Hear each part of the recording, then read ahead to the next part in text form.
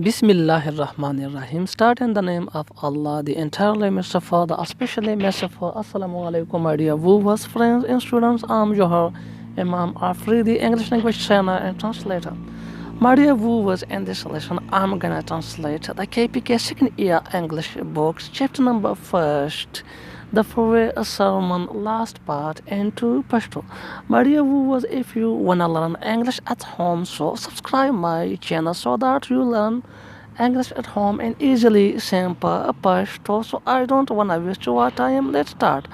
My dear viewers, panana video ke ba munga the KPK the second year the English book chukum chapter number first the farewell sermon the hage ترجمه به په پښتو کې کوو او دا زمونږه لاست پارت ته د دې ویډیو سره به زمونږ چې کوم د فورویل سرمن دی د دې ترانسلیشن به کمپلیټ شي نو ټایم مو نه ضایع کوم راځي چې سٹارټ کوم is part of the sermon Holy Prophet sallallahu alaihi wasallam recited to them a revelation from Allah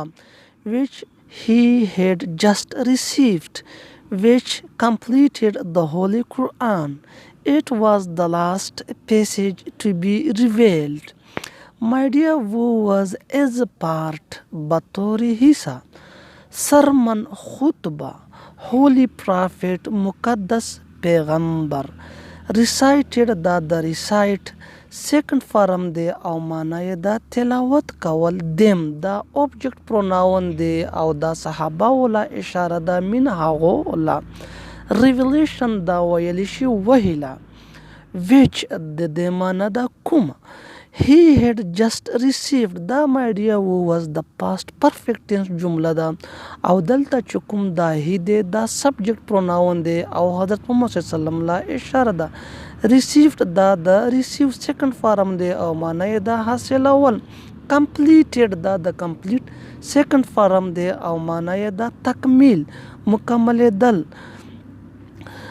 passage دا ویل شي عبارات revealed نازل دل نو my dear was د دې معنی داسې جوړیږي چې as a part of the sermon Holy Prophet ﷺ recited to them a revelation from Allah which he had just received, which completed the Holy Quran, for it was the last passage to be revealed. My dear was the demana da se da che حضرت محمد صلی الله علیه وسلم صحابه ولا خطبه بیان ولا په دې دوران کې په نبی علی السلام وحی نازله شو او حضرت محمد صلی الله علیه وسلم دا وحی بطور د دې خطبه حصہ صحابه ولا تلاوت کړه بیان کړه او د دې سره د قران مجید تکمیل وشو من قران پاک مکمل شو او دا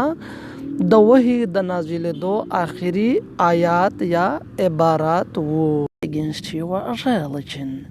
disbeliever مشرکین کافر despair بیزار مایوسه prevailing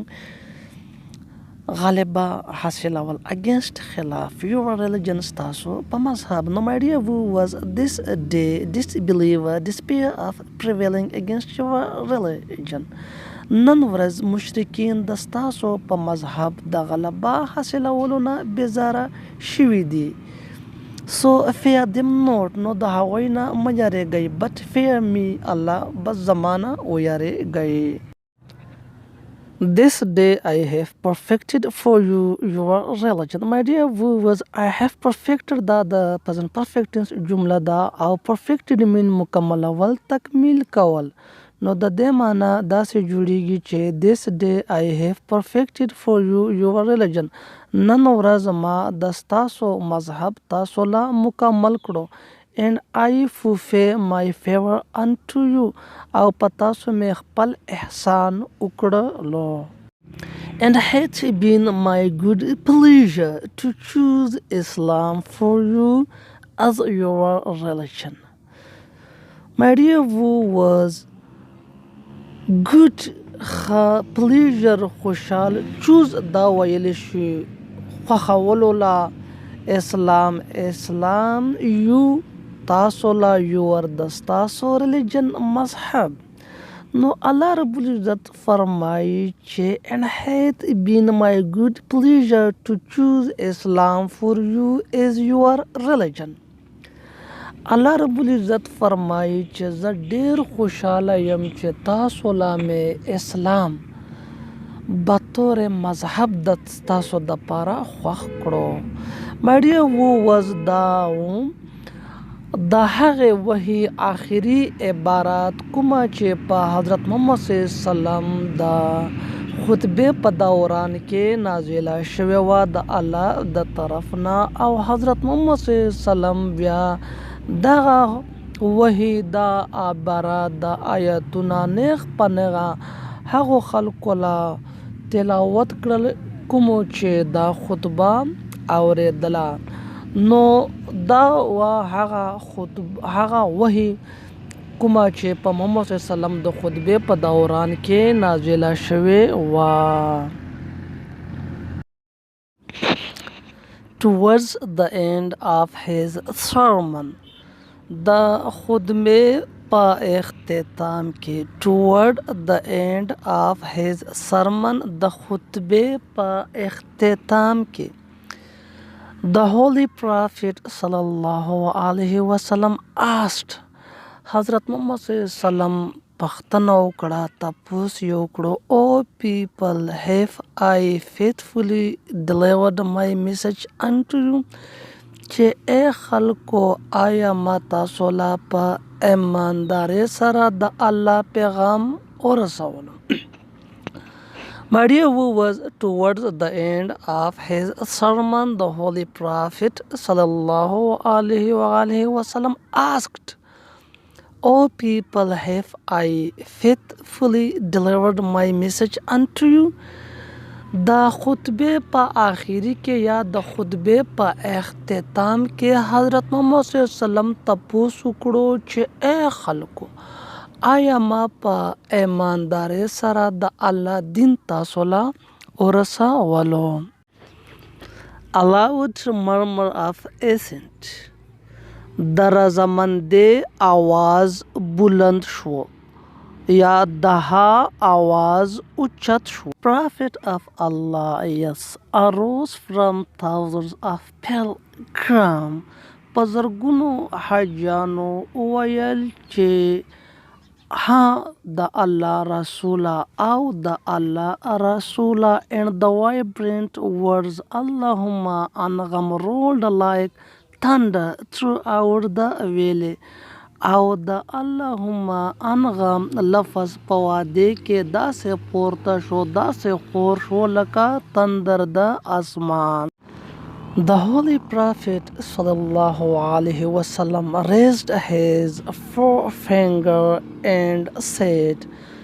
O Allah, bear the witness that I have conveyed your message to your people. حضرت محمد صلی الله علیه وسلم خپل د شهادت غوتا پورته کړه او وی فرمایل اے الله گوا اوسه چې ما دستا پیغام یا دستا دین دستا خلق لا ورسولو. My dear was دا و زمونږه د KPK the second year English book chapter number 1 the farewell sermon last part